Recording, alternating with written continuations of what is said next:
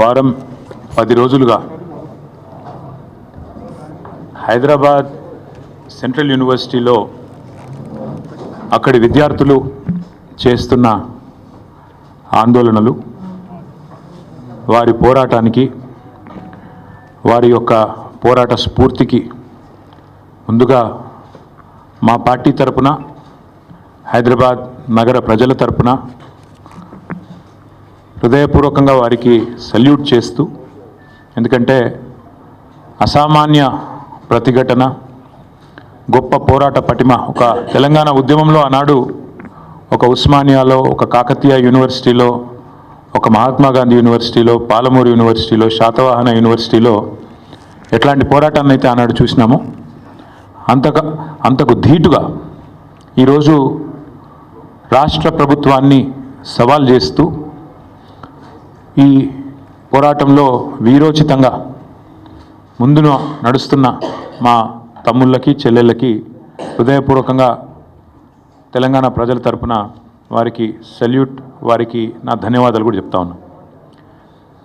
10 రోజులుగా ఇంత పెద్ద పోరాటం జరుగుతుంటే సహజంగా ప్రజాస్వామిక లక్షణాలున్న ప్రభుత్వం అయితే వారిని పిలవాలి, మాట్లాడాలి, వారి ఆందోళనలను విరమింపజేసే ఆలోచన చేయాలి.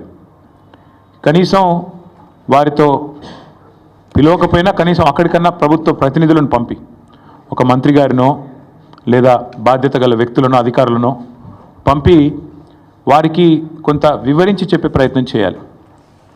కానీ ఈ ప్రభుత్వ వైఖరి ఎట్లా ఉంది?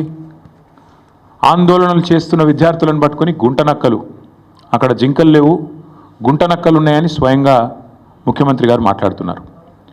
ఇంకొక మంత్రి గారు అయితే పేమెంట్ బ్యాచ్ అని చెప్పి విద్యార్థులను చిన్నగా చేసే విధంగా, వాళ్ళని అల్పంగా చూపే విధంగా ఇంకొక మంత్రి గారు నోరు బారేసుకుంటారు.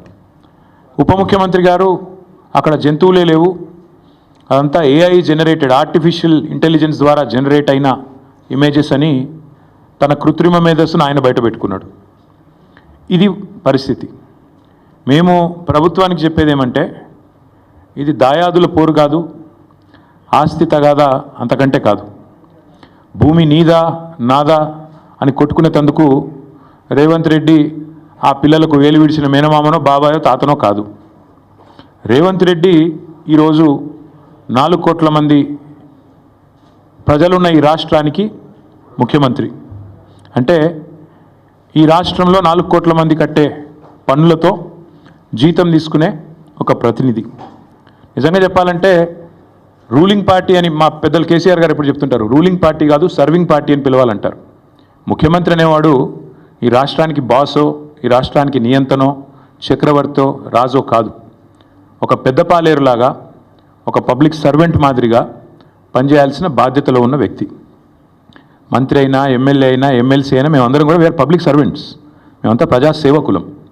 ఈ విషయం మర్చిపోయి తనకు రాజ్యాంగబద్ధమైన పదవులు ఉన్నా అన్న విషయాన్ని పూర్తిగా ఇంగితం కోల్పోయి రేవంత్ రెడ్డి గారు చేస్తున్న దురుసు మాటలు, దురుసు వ్యాఖ్యలు ఏవైతున్నాయో వారి కొన్ని విషయాలు నేను గుర్తు చేస్తూ ఉన్నా. మనందరం కూడా public servants, we are all public servants including you. ఇదేం పటేల్ పట్వారి వ్యవస్థ కాదు, ఇది నియంతృత్వం కాదు. ఇక్కడ ఎవరు రాజులు లేరు, చక్రవర్తులు లేరు. నువ్వు ప్రజల చేత ఎన్నుకోబడ్డ ఒక ఎమ్మెల్యే మాత్రమే. ఆ ఎమ్మెల్యేలు మీ కాంగ్రెస్ పార్టీలో మెజారిటీ మంది నిన్ను ఎన్నుకుంటే నువ్వు ముఖ్యమంత్రి అయినావు తప్ప నువ్వేమి రాజువు కాదు, నియంతవు కాదు. పేరుకేమో ప్రజాపాలన, కానీ చూస్తే మరి ఈరోజు ప్రజాస్వామిక స్ఫూర్తి అనేది కనీసం అనుమాత్రం కూడా మీరు చేసే ఒక్క పనులు కూడా కనబడతలేదు. ఎంత దుర్మార్గంగా మొత్తం దేశం మొత్తం చూస్తూ ఉంది. ప్రజాపాలన అనే అర్థానికి పాత్ర వేసి బుల్డోజర్లతో, జేసీబీలతో మేము పాలకులం, మీరందరూ నా కాలి కింద చెప్పులాగా ఉండాలనే విధంగా మీరు బానిసలు అన్నట్టుగా, ఒక విచిత్రమైన మానసిక రోగంతో కదా బాధపడుతున్నట్టుగా రేవంత్ రెడ్డి గారి ప్రభుత్వ వ్యవహారం ఉంది. మాట్లాడితే గవర్నమెంట్ భూమి, అసలు గవర్నమెంట్ భూమి ఏంది? రోడ్లు, చెరువులు, గుట్టలు, రాళ్ళు, రప్పలు, నేను గవర్నమెంట్ కాబట్టి నేను ఇష్టం ఉన్నట్టు చేస్తా, నా భూమి. Let me remind mister Revanth Reddy, government is a mere custodian, not the owner. People are the owners, you are just a custodian. నువ్వు ధర్మకర్తవు మాత్రమే.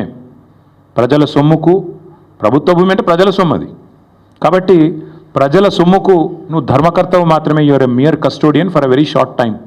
నేనేదో రాజును, ఇది నాది రాజ్యం అన్నట్టుగా బిహేవ్ చేస్తే వారికి గుర్తు చేస్తా ఉన్నా, అది యూనివర్సిటీ భూమి, గవర్నమెంట్ భూమి అని పంచాయతీ పక్కకు పెడితే నువ్వు your mere trustee and custodian అంతే.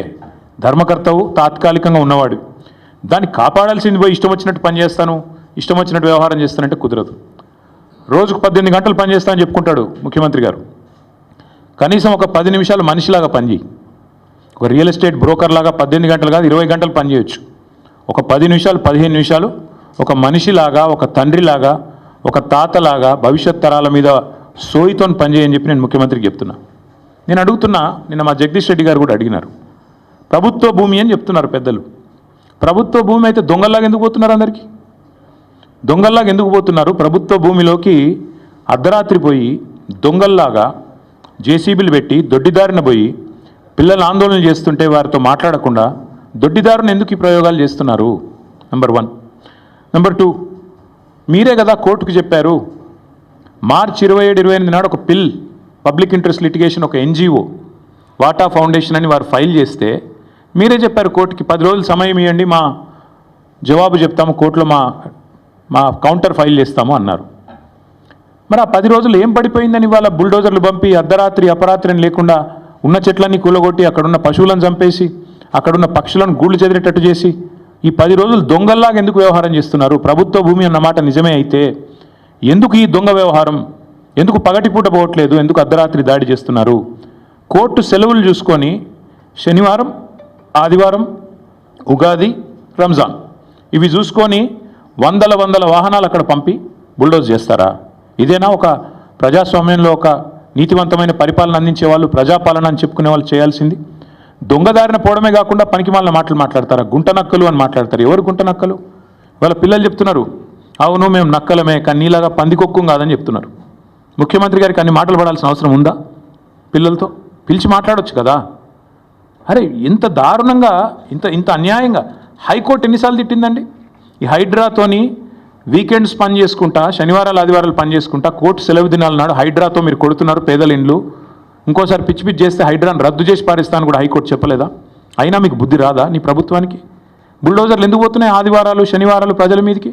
అంటే ఎన్నిసార్లు కోర్టు చెప్పినా, హైకోర్టు చెప్పినా, సుప్రీంకోర్టు చెప్పినా నీకు బుద్ధి రాదా? ఇంగితం రాదా నీ ప్రభుత్వానికి? అక్కడ పులులు లేవు, జింకలు లేవు అని పంచ్ డైలాగులు చెప్పడం ఏమింది నాకు అర్థం కాదు. అక్కడ ఏముందో కనీసం ఎప్పుడన్నా పోయినావా నువ్వు? పిల్లలు చెప్తున్నారు, ఈరోజు ఫుట్బాల్ ఆడడానికి వచ్చినాడు, భూముల మీద కన్నేసినాడు, ఇప్పుడు మమ్మల్ని ఫుట్బాల్ ఆడుతున్నాడు, మా భూములు గుంజుకుంటున్నాడు అని పిల్లలు చెప్తా ఉన్నారు. నేనేమంటా ఉన్నా అంటే రేవంత్ రెడ్డి గారిని, ప్రజాపాలన అంటే విద్యార్థుల జుట్టు లాగడం, ఆడపిల్లల బట్టలు చింపడం, ఒక న్యాయం కోసం వాళ్ళు ఒక ఇంచు భూమి వాళ్ళదా? ప్రైవేట్ భూమి ఏమన్నా? ప్రజల కోసం, హైదరాబాద్ భవిష్యత్తు కోసం వాళ్ళు కొట్లాడుతున్నారు. అక్కడ చదువుకునే పిల్లల్లో 70-75% మంది పిల్లలు మన రాష్ట్రం వాళ్ళు కూడా కాదు. వాళ్ళు పాపం వివిధ రాష్ట్రాల నుంచి వచ్చి 2-3 ఏళ్ళు ఇక్కడ చదువుకొని 4-5 ఏళ్ళు చదువుకొని PhD చేసేటోళ్ళు అయితే వెళ్ళిపోతారు వాళ్ళు. కానీ వాళ్ళకి హైదరాబాద్లో ఉన్న ప్రేమ మీద నీకు అరపైసా ఉందా? అనుమాత్రం ఉందా? వాళ్ళు హైదరాబాద్ కోసం వాళ్ళు పోరాడుతుంటే, హైదరాబాద్ భవిష్యత్ తరాల కోసం వాళ్ళు కొట్లాడుతుంటే కనీసం నువ్వు ముఖ్యమంత్రివి, 4 కోట్ల మందికి ప్రతినిధివి అన్న ఇంగితం నీకుందా? సిగ్గనిపిస్తలేదా? కనీసం డబ్బు కోసం ఇంత దిగజారాలా? ఇంత తప్పుడు పనులు చేయాలా? నేను జగదీష్ రెడ్డి గారు చెప్పారు, నేను మళ్ళీ చెప్తున్నా, 14,000 ఎకరాలు మేము హైదరాబాద్ ఫార్మాసిటీ కోసం సేకరించాం. మాకు కూడా ప్రతిఘటన ఎదురైంది, మాకు కూడా ఇబ్బందులు అయినాయి. ఒప్పించి మెప్పించి మొత్తానికి కోర్టు కూడా అన్ని సరైన వివరాలు సమర్పించి మేము ministry of environment forest clearance తెచ్చి అన్ని చేసి 14,000 ఎకరాలు హైదరాబాద్ ఫార్మాసిటీ అని చెప్పి ఒక గ్రీన్ ఫార్మాసిటీ కడతామని చెప్పి మేము సేకరించాం. ఇవాళ నువ్వు దాన్ని 4th సిటీయో 420 సిటీయో కడుతున్నావు నువ్వు అక్కడ. నేను అడుగుతున్నా, మరి అక్కడ 14,000 ఎకరాలు నీ చేతుల్లో ఉన్నప్పుడు, మేము వడ్డిచ్చిన విస్తరలాగా నీ చేతిలో పెట్టినప్పుడు ఈ 400 ఎకరాల మీద ఎందుకు పడ్డావు? అక్కడ 14,000 ఎకరాల్లో కట్టచ్చు కదా. నువ్వు కట్టే IT పార్కులు, నువ్వు కట్టబోయే AI సిటీ, నువ్వు కట్టబోయే ఫ్యూచర్ సిటీ కోసం 14,000 ఎకరాలు పెట్టుకొని ఇక్కడ ప్రజెంట్ సిటీని ఎందుకు ఖరాబ్ చేస్తున్నావు? ఉన్నదే అక్కడ లంగ్ స్పేస్ ఇది ఒకటి, 2,500 ఎకరాలు ఏదైతే అక్కడ HCU చుట్టూ ఉందో ఆ పశ్చిమ హైదరాబాద్లో ఉన్న ఒకే ఒక లంగ్ స్పేస్ అది. దాన్ని ఎందుకు ఖరాబ్ చేస్తున్నామని కదా ప్రజలు అడిగేది. దాన్ని ఎందుకు ఖరాబ్ చేస్తున్నామని కదా పిల్లలు కొట్లాడేది. అక్కడ ఉండే జంతువులకు నోరు లేదు, నీ మంత్రులకు లేదా, నీ ఎమ్మెల్యేలకు లేదా? కనీసం ఒక్కరు మాట్లాడుతున్నారా? ఒక్కరికన్నా కనీసం బాధ అనిపిస్తలేదా? నెమళ్ళు అరుస్తుంటే, ఆ పశువులు పక్షులు గోల చేస్తుంటే, మా గూడు చెదరగొట్టద్దని ఏడుస్తుంటే ఒక్కళ్ళకు కూడా మానవత్వం ఉన్నవాడికి దేశం మొత్తం వినబడుతుంది, కానీ మీకు వినబట్టలేదా? అందుకే నేను రేవంత్ రెడ్డి గారికి చెప్పేది, పిల్లలు అడుగుతున్నారాడా ఏ యూనివర్సిటీ హే రియల్ ఎస్టేట్ నహి అని చెప్పి నినాదాలు ఇస్తున్నారు. ఇక మళ్ళీ దాని మీద ప్రెస్ మీట్లు, ఇష్టం వచ్చినట్టు తిట్లు, మేము అవన్నీ చెప్పడానికి నేను రాలేదు. నేను ఇవాళ సూటిగా స్పష్టంగా ఒకటే విషయం చెప్తా ఉన్నా, మళ్ళీ మమ్మల్ని ఎవరు కూడా తప్పు పట్టవద్దని చెప్పి కూడా కోరుతా ఉన్నా. మేము మా పార్టీలో కూడా పెద్దలు కేసీఆర్ గారు నిన్న మొన్న మా పార్టీ సమావేశాలు జరుగుతూ ఉన్నాయి జిల్లాల వారీగా. అక్కడ కొంతమంది ముఖ్యుల్ని కేసీఆర్ గారు పిలిపించారు. హైదరాబాద్ సంబంధించి, రంగారెడ్డి జిల్లా సంబంధించి, రాష్ట్రానికి సంబంధించి ముఖ్యులను పిలిచారు. పిలిచి మరి ఇట్లా పిల్లలు ఆందోళన చేస్తున్నారు, మనం ఏం చేద్దాం, ఏం స్టాండ్ తీసుకుంటే బాగుంటుంది అని చెప్పి పార్టీలో కూడా కేసీఆర్ గారు చర్చించారు. చర్చించిన తర్వాత మేమందరం ఒక నిర్ణయం తీసుకున్నాం. ఆ నిర్ణయాన్ని చెప్పడానికే ప్రత్యేకంగా ఈరోజు ఈ ప్రెస్ మీట్ పెట్టడం జరిగింది. మేము అనుకున్నది ఏంటి అంటే, హైదరాబాద్లో ఈరోజు కాదు, మీరు ఒక్కసారి మా ట్రాక్ రికార్డ్ చూస్తే కూడా మేమేదో కొత్తగా ఇవాళ పర్యావరణ ప్రేమికులు కాలేదు, కొత్తగా మేమేమి మాట్లాడడం లేదు. హైదరాబాద్కి మా ప్రభుత్వం ఉన్నప్పుడు మేము చేసిన ఎఫర్ట్స్ వల్ల ప్రపంచంలో ప్యారిస్, బొగోటా లాంటి నగరాలను తలదన్ని గ్రీన్ సిటీ అవార్డు కూడా 2022లో మన ప్రభుత్వం ఆనాడు హైదరాబాద్ సిటీకి సాధించి పెట్టింది.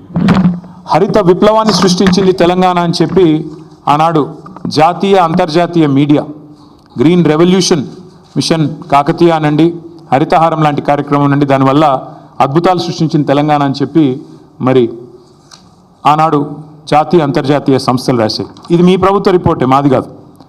7.7% గ్రీన్ కవర్ పెరిగింది కేసీఆర్ గారి ప్రభుత్వంలో అని చెప్పి ఫారెస్ట్ సర్వే ఆఫ్ ఇండియా ఇచ్చిన రిపోర్టు మీ MCRHRD వెబ్సైట్లో ఉంది, ముఖ్యమంత్రి గారు కావాలంటే చూసుకోవచ్చు.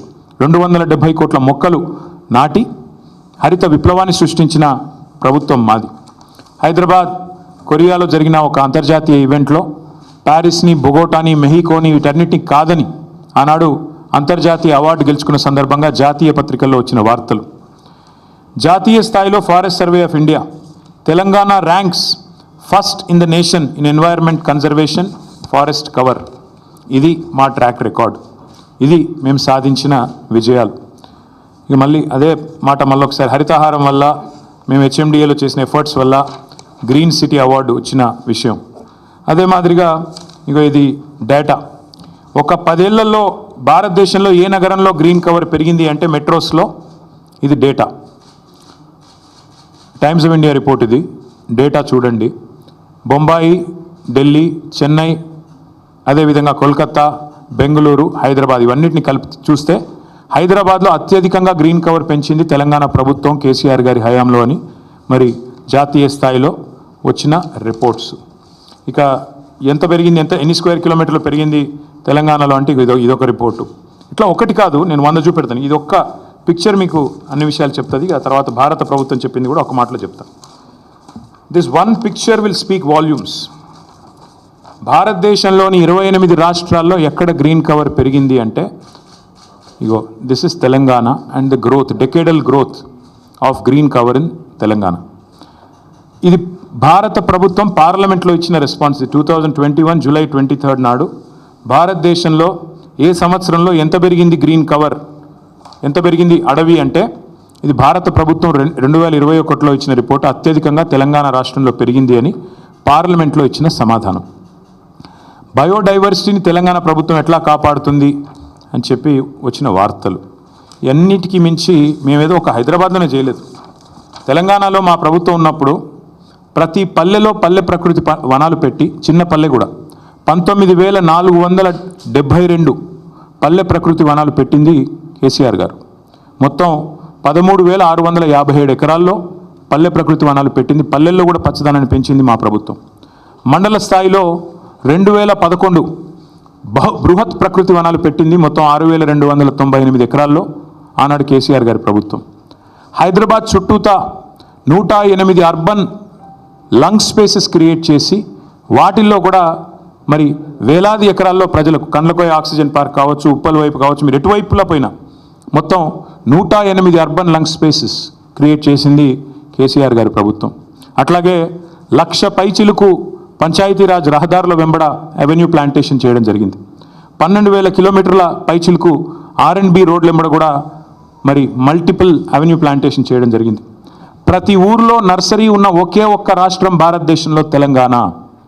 14,864 నర్సరీలు మున్సిపాలిటీలతో కలిపి, హైదరాబాద్తో కలిపి ప్రతి ఊరితో కలిపితే దాదాపు 15,000 నర్సరీలు ఉన్న ఒకే ఒక్క రాష్ట్రం తెలంగాణ. 270 కోట్ల మొక్కలు పెట్టిన ఒకే ఒక్క రాష్ట్రం Telangana. That is our commitment. మాకేదో కొత్తగా ఈరోజు ఎన్వైర్న్మెంట్ గురించి మాకు ఎవరి దగ్గర కితాబులు అవసరం లేదు. ఇదంతా ఎందుకు చెప్తా ఉన్నా అంటే we have taken a decision as a party that 400 acres which this government is eyeing like a real estate broker, ఆ 400 ఎకరాలను ఎట్టి పరిస్థితుల్లో, ఇది కేసీఆర్ గారి మాట, మా పార్టీ మాట, మా పార్టీ తరఫున మేము మాటిస్తున్నాం, 3 ఏళ్లలో మేము ఖచ్చితంగా మళ్ళీ ప్రభుత్వంలోకి వస్తున్నాం. ప్రభుత్వంలోకి వచ్చిన తర్వాత మేము ఆ 400 ఎకరాలని మొత్తం హైదరాబాద్లో, మొత్తం తెలంగాణలోనే అతి పెద్ద ఈకో పార్క్గా ఏర్పాటు చేస్తాము.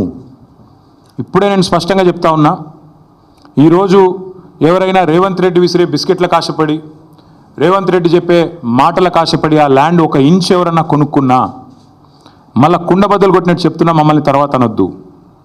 ఖచ్చితంగా ప్రతి ఇంచు తిరిగి వెనక్కి తీసుకుంటాము. ఒక అద్భుతమైన ఈకో పార్క్, ఎట్లా అయితే ఒక సెంట్రల్ పార్క్ ఉంటుందో మన్హాటన్లో, ఆ స్థాయిలో ఒక అద్భుతమైన ఈకో పార్కును హైదరాబాద్ ప్రజలకి గిఫ్ట్గా అందిస్తాము.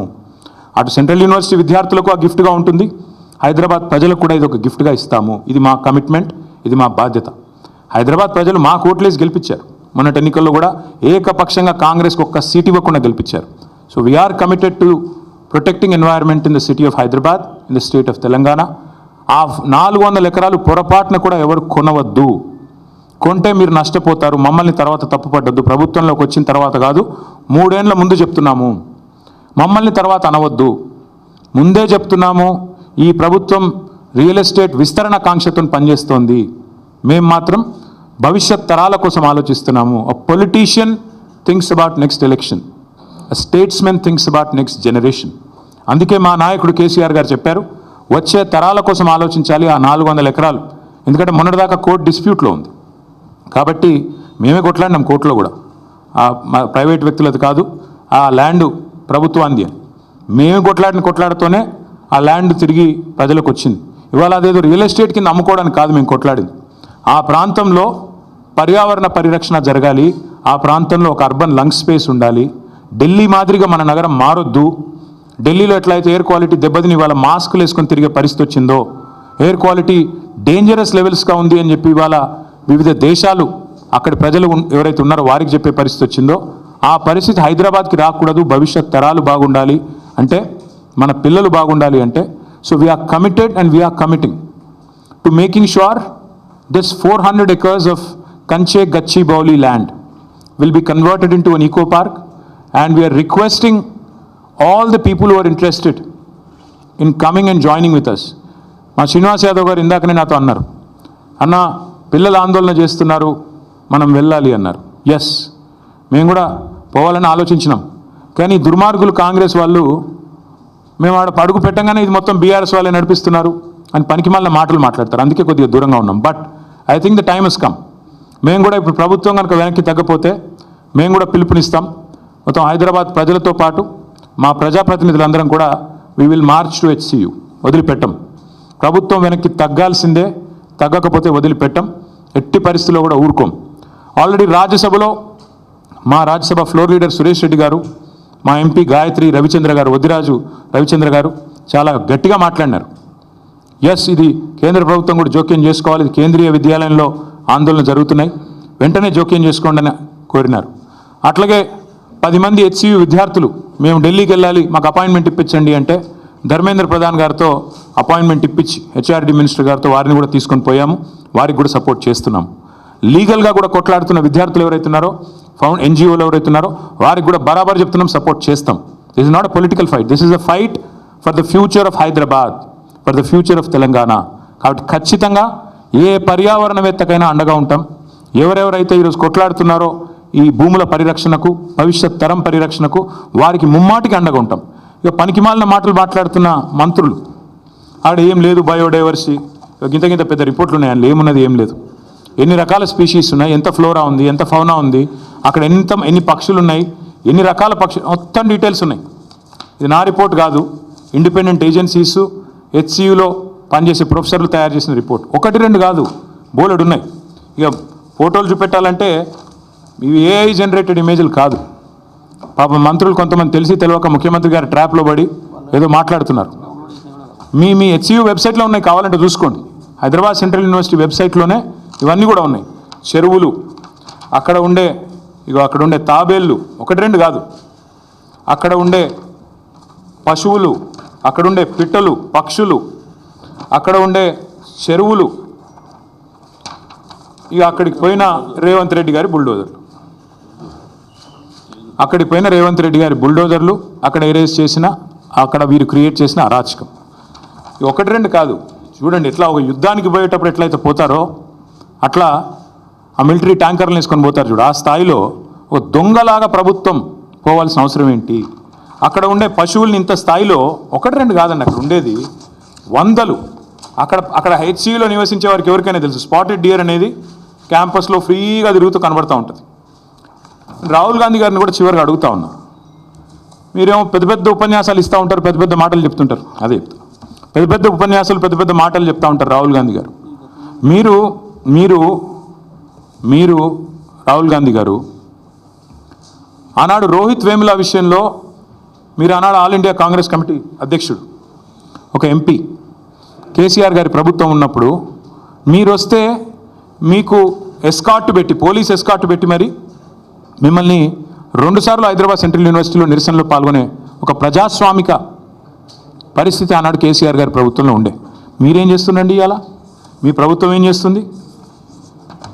ఇది మీరు చేస్తుంది. ఆడపిల్లల జుట్లు గుంజుకొట్టుడు, వాళ్ళ బట్టలు జినిగేటట్టు కొట్టుడు, పిల్లల మీద లాఠీ చార్జులు. ఇది పిల్లల మీద లాఠీ చార్జ్ నిన్న. इदा मोहब्बत का दुकान। राहुल जी, मैं आपसे कहना चाहता हूँ, ये मोहब्बत का दुकान नहीं है। आज तेलंगाना कांग्रेस गवर्नमेंट में नफरत का नया मकान बन गया। आप आइए HCU, आपने खुद कहा था जब भी आपको कोई आफत होगी, जब भी आपको कोई तकलीफ होगी, मुझे बुलाइए, मैं आ जाऊँगा। मेरा वादा है आपसे। राहुल जी, आप कहाँ पे है? हाल ही में एक पिक्चर आई, लापता लेडीज़।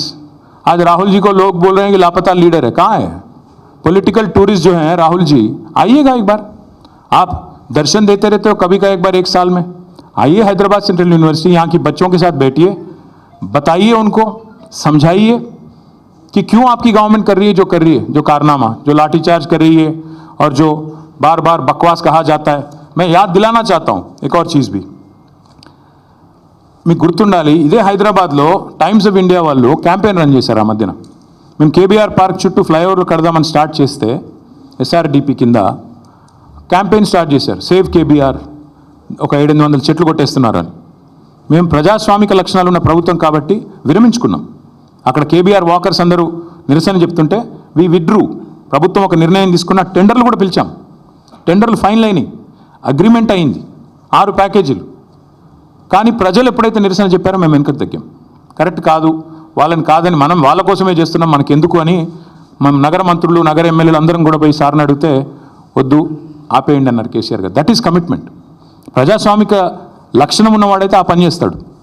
ప్రజలు ఎప్పుడైనా ఏదైనా చెప్తే వింటాడు. కానీ నేను నీ అంతను, నా అంత గొప్పవాడు ఎవడు లేడు అనుకుంటే రేవంత్ రెడ్డిలాగా ఉంటుంది.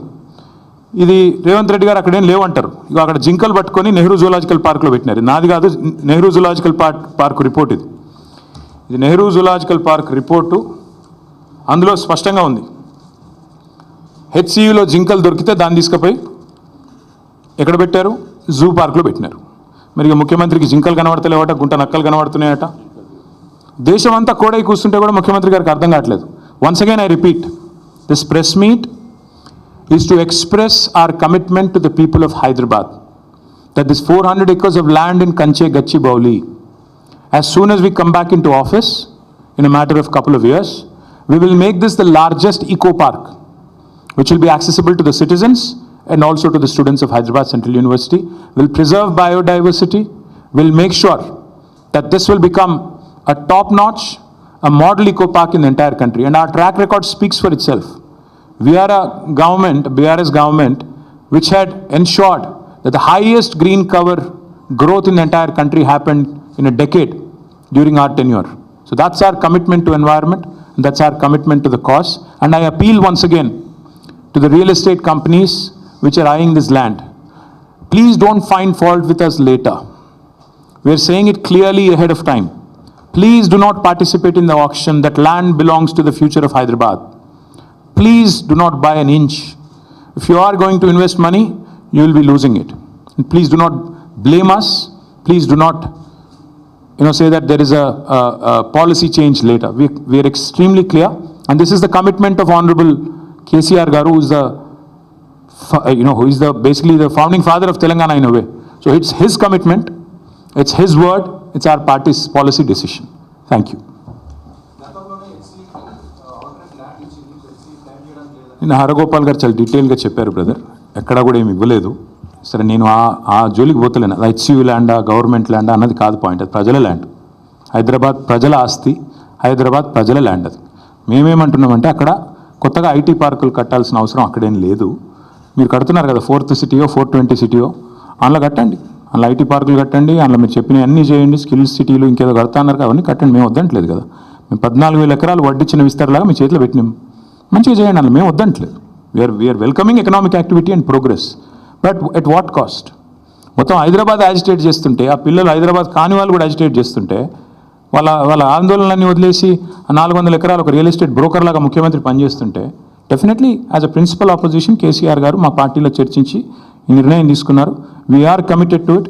ఈ 400 ఎకరాలని కాపాడే బాధ్యత మాది. హైదరాబాద్ ప్రజలకు ఇది మా వాగ్దానం.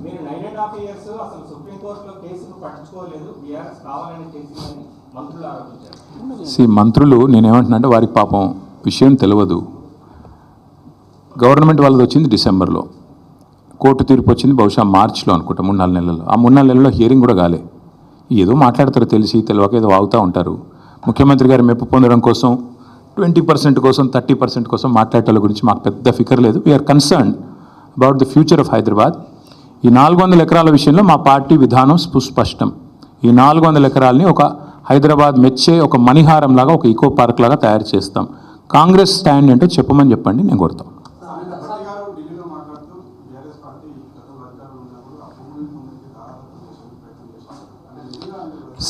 అధికారంలో వాళ్ళు ఉన్నారు, వాళ్ళు ఎవరికి దారాదత్తం చేశాం? ఇది గాలి మాటలు మాట్లాడి గాలి మోటార్లో తిరిగి ఇట్లా పోతారు వీళ్ళు. ఎప్పుడో ఏమన్నా అంటే ఎన్ని రోజులు మాట్లాడతారు ఈ గాలి మాటలు? ప్రభుత్వంలో ఉన్నారు, బాధ్యతగా పనిచేయండి, వాళ్ళు దగ్గర పెట్టుకొని పనిచేయండి.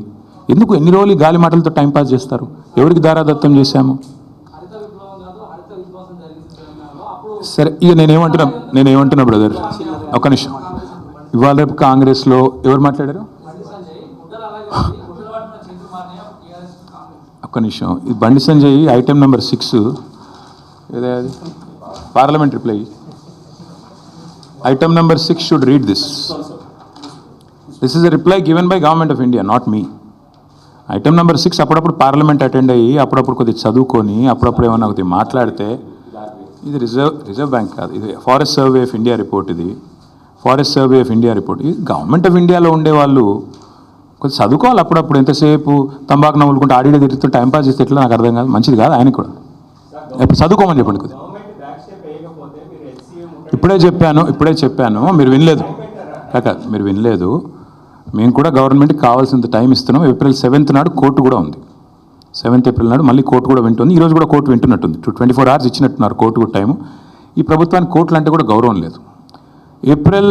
మార్చ్ 29 నాడు బిల్ ఫైల్ అయితే ఒక ఫౌండేషన్, ఒక NGO ఫైల్ చేస్తే వాటా అని చెప్పి ఎన్వైరన్మెంటల్ ఇంపాక్ట్ అసెస్మెంట్ చేయకుండా విధ్వంసం చేస్తున్నారని వాళ్ళు ఫైల్ చేశారు. గవర్నమెంట్లో ఉన్న వాళ్ళు ఏం చేయాలండి? బాధ్యతగా ఒక రిబట్టల్ కానీ కౌంటర్ కానీ సబ్మిట్ చేయాలి. వీళ్ళు ఏం చేసినారు? 10 రోజులు టైం ఇవ్వండి అన్నారు. ఎందుకు తీసుకున్నారు 10 రోజులు టైం? ఆ 10 రోజుల్లో ఉన్నదంతా అక్కడ నాశనం చేసి అక్కడ ఏమీ లేదు అని కౌంటర్ ఫైల్ చేయడానికి ముఖ్యమంత్రి గారు అర్ధరాత్రి అపరాత్రం లేకుండా లైట్లు పెట్టి చీకట్లో ఇవాళ అక్కడ ఉండే జింకలను, పక్షులను, అక్కడ ఉండే చెట్లను కొట్టి పారేసి మొత్తం నాశనం చేస్తున్నాడు అక్కడ. ఇది నేను చెప్పడం కాదు, పిల్లలు 5 డ్రోన్లు ఎగిరేసి షూట్ చేసినారు. మన ముఖ్యమంత్రి గారు చాలా సుభాషితాలు, ప్రవచనాలు చెప్పినారు అసెంబ్లీలో. ఏమన్నారు? ఒక డ్రోన్ ఎగిరేస్తే 500 ఫైన్ వేయాలా, దానికి కూడా జైల్లో పెడతారా అన్నాడు. మరి నువ్వు ఎందుకు పెట్టినావు ఇవాళ వాళ్ళ మీద కేసులు? 5 డ్రోన్లు ఎగిరేసి పిల్లలు నువ్వు చేస్తున్న విధ్వంసాన్ని షూట్ చేసినారు. మేం చేయలేదు, మీరు చేయలేదు. సారీ, మీడియా మీ పని చేయలేదు, మేము ప్రతిపక్షంగా మేము కూడా ఆడబోయి లొల్లి పెట్టలేదు. ఎందుకంటే ఆ పిల్లలు కొట్లాడుతున్నారు, దాన్ని మలినం చేయొద్దని మేము దూరం ఉన్నాం. ఈరోజు నేను అడుగుతున్న ముఖ్యమంత్రిగా 5 డ్రోన్లు ఎగిరేసి నువ్వు చేస్తున్న విధ్వంసాన్ని షూట్ చేసిన పిల్లల మీద కేసు ఎందుకు పెట్టినావు? మరి 2 పిల్లల్ని జైలుకు పంపినాడు ఈ ముఖ్యమంత్రి, PhD స్కాలర్స్ని. ఎందుకు పంపావు? పెద్ద పెద్ద మాటలు మాట్లాడే ముఖ్యమంత్రి. మేము చూస్తాము, ఇప్పుడు కోర్టు ఏం చెప్తుందో చూస్తాము. ముఖ్యమంత్రి కోర్టు తీర్పుతోనైనా బుద్ధి వస్తుందేమో ఆశిస్తాము. రాకపోతే పార్టీలో చర్చించి మా హైదరాబాద్ శాసనసభ్యులు మిగతా వాళ్ళందరితో కూడా మాట్లాడి సీనియర్ నాయకులతో మా నిర్ణయం మేము తీసుకొని ప్రకటిస్తాం.